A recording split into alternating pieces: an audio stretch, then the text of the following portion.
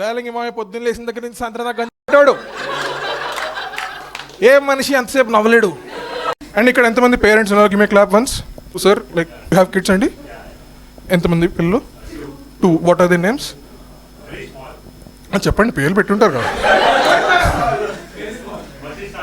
Vashishtha and Shreshtha. What is their meaning అంటే if you could ask? Rishis name. Okay. Chosen one.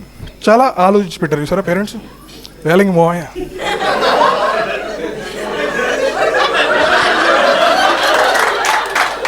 Sir మీకు కొడుకు పుట్టాడు, ఏ పేరు పెడతాం? పెద్దోడు. పెద్ద ఆలోచనలు లేవు, కొట్టిన పెద్ద ఆలోచనలు రావు.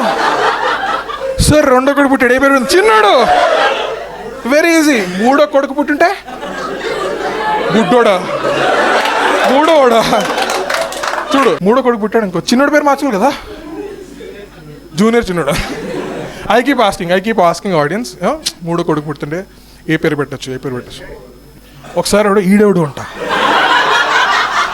వెరీ యాప్ట్ నేమ్ అది.